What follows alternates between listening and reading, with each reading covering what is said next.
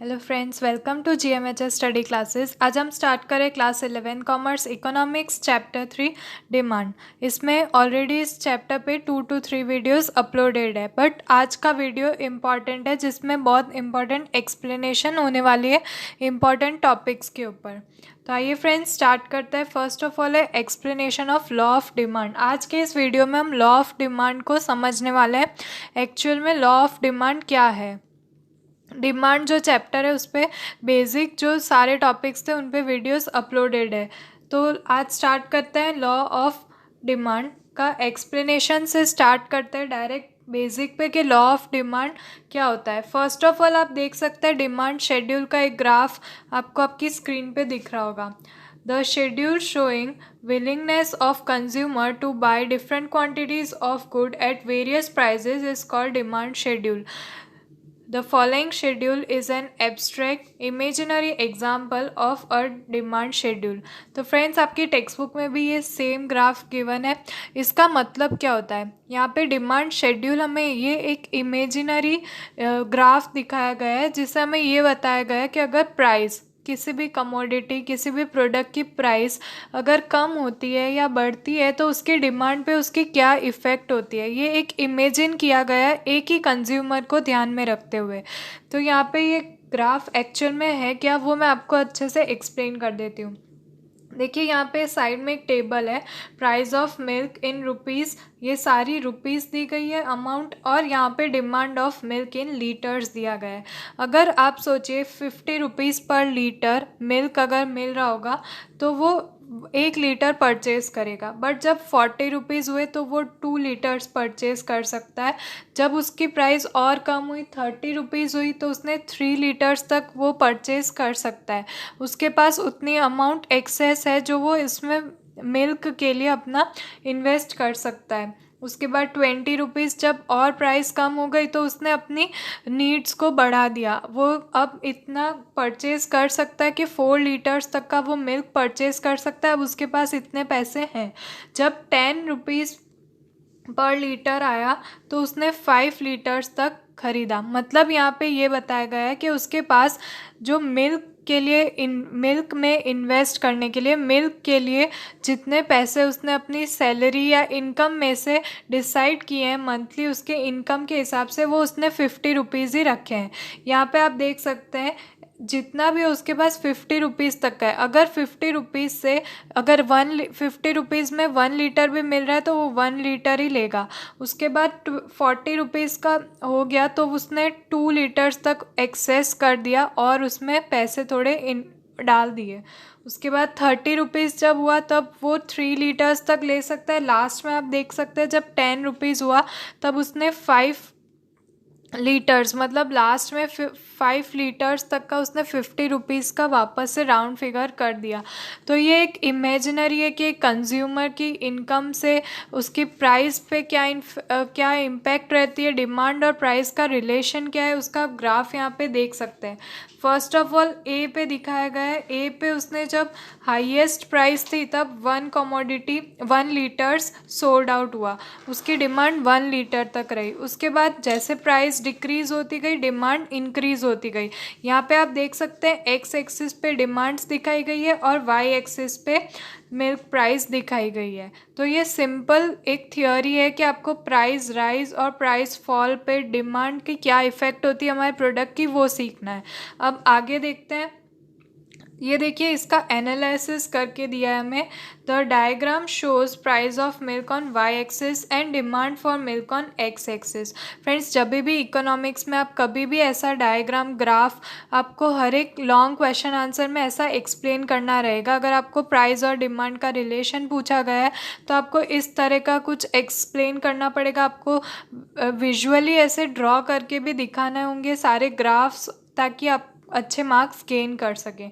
उसके बाद फ्रेंड्स आपको उसकी एनालिसिस दिखाना इम्पॉर्टेंट है, जो आप दिखाएंगे कि एक्चुअल में आपने इस ग्राफ में क्या एक्सप्लेन किया है।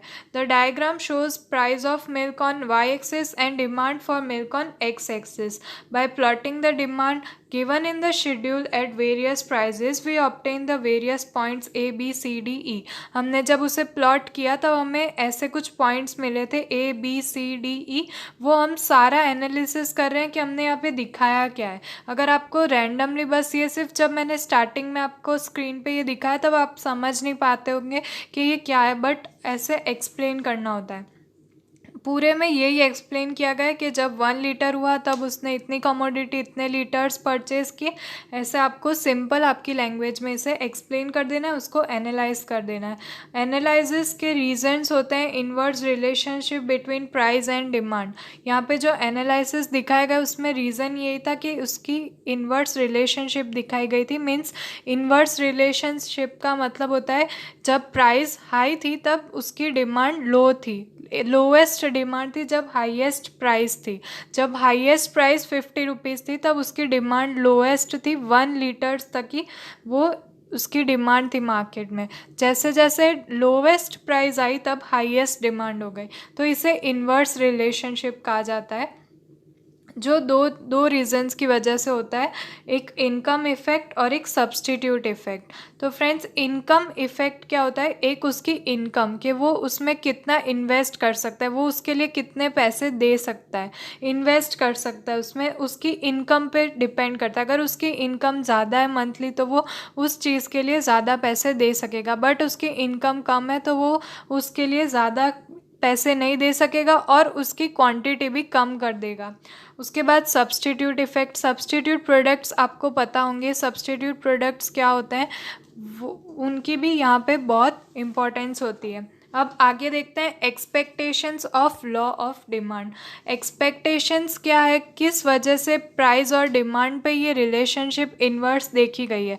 तो फ्रेंड्स, इसमें एक ही प्रोडक्ट, हमने तो मिल्क देखा था अभी, जिसका मिल्क का एग्जांपल लिया था, बट सारे प्रोडक्ट्स में ऐसा नहीं होता है कि उसकी प्राइस कम हुई तभी उसकी डिमांड बढ़ेगी। हर एक टाइप के प्रोडक्ट को अलग अलग ग्रुप्स में डिवाइड कर दिया है।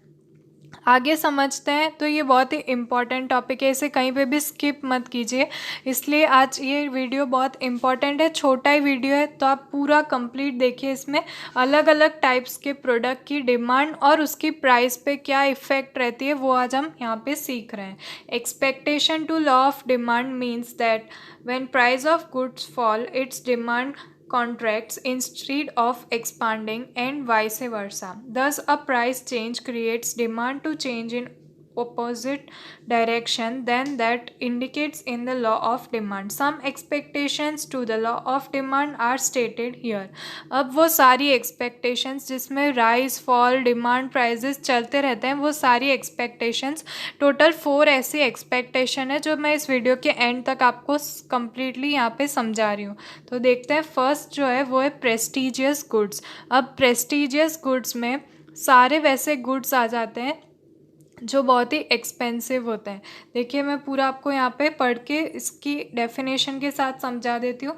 Certain goods which are priced very high and are generally consume by very rich people like expensive jewelleries, expensive cars, expensive mobile phones etcetera are exceptions to the law of demand. Such goods are used by rich as status symbol, and hence even when they are in rise, there is a rise in their price, their demand expands instead of contracting, and if their price falls, the rich may contract their demand, thinking that a fall in price means that the good is losing its prestige. अब prestigious goods में सारी expensive commodities, सारे ऐसे expensive products, अब आप देखेंगे luxurious cars हुई, expensive mobile phones हुए, जो मार्केट में सबसे एक्सपेंसिव होते हैं, वो सारी प्रोडक्ट्स की डिमांड कब बढ़ती है, जब उनकी प्राइस बढ़ती है।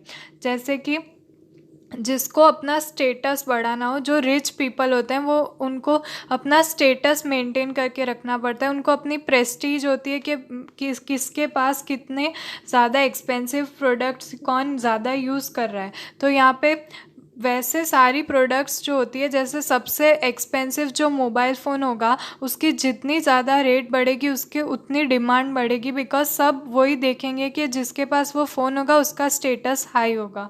तो जो रिच पीपल है वो सब यही देखते हैं कि जो प्रोडक्ट सबसे उस क्वालिटी का जो भी प्रोडक्ट सबसे एक्सपेंसिव हो वो वही परचेस करते हैं। अगर उस प्रोडक्ट की प्राइस मार्केट में लो होने लग जाती है तो वो उसे नहीं परचेस करेंगे, क्योंकि वो सोचेंगे कि उससे वो प्रोडक्ट की प्रेस्टीज कम हो गई है।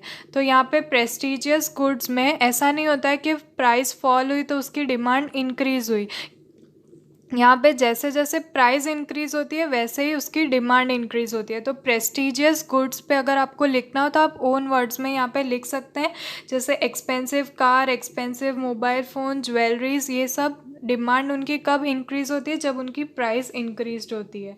उसके बाद देखते हैं एक्सट्रीमली लो प्राइस गुड्स, एकदम ऑपोजिट है।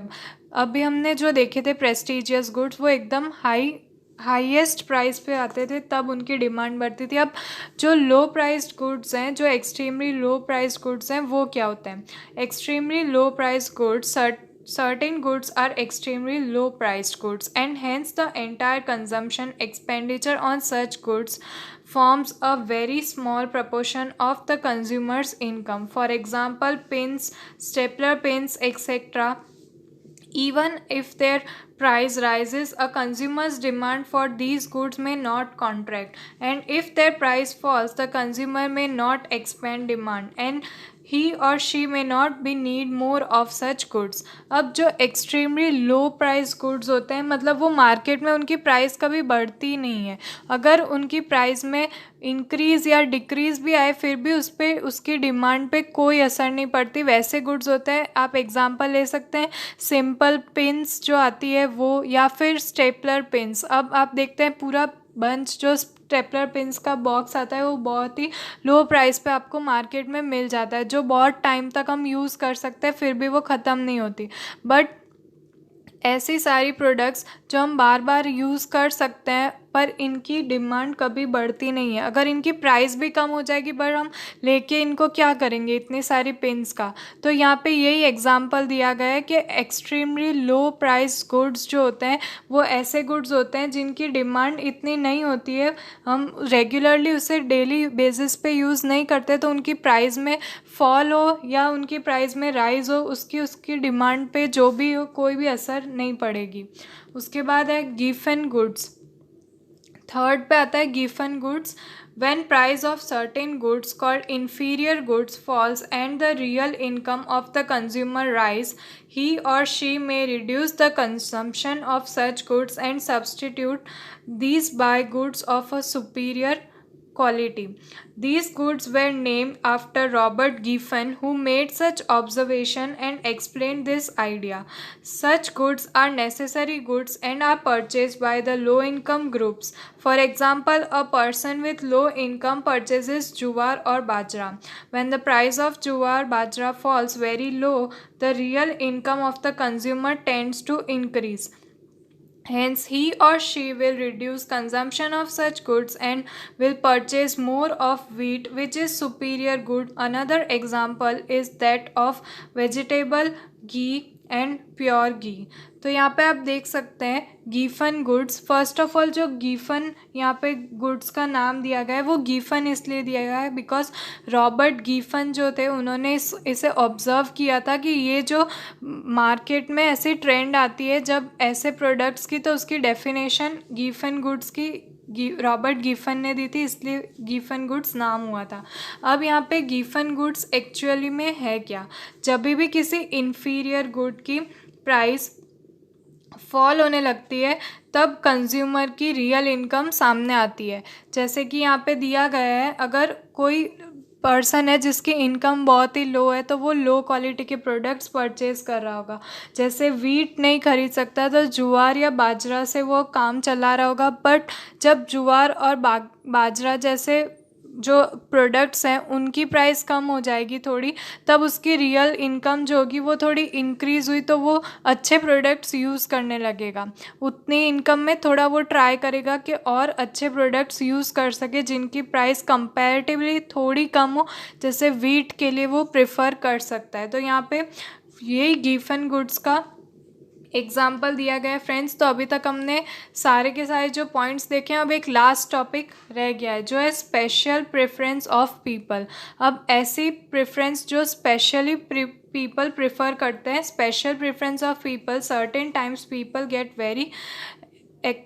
very accustomed and used to certain goods. As a result, if there is some rise in the price of such goods, an individual's demand may not decrease. For example, a particular brand of toothpaste or shoes. A special preference, अगर अब एक consumer पे depend करता है कि उसकी preference क्या है। अगर आप शुरुआत से किसी एक ब्रांड को यूज़ कर रहे हैं, जैसे अगर आपने टूथपेस्ट या शूज़ या आपके कपड़े, डेनिम, जीन्स, जो भी आप अगर स्टार्टिंग से आपने वो यूज़ की है, जो ब्रांड के प्रोडक्ट्स आप यूज़ कर रहे हैं, तो आप उसे कभी चेंज करना नहीं चाहेंगे।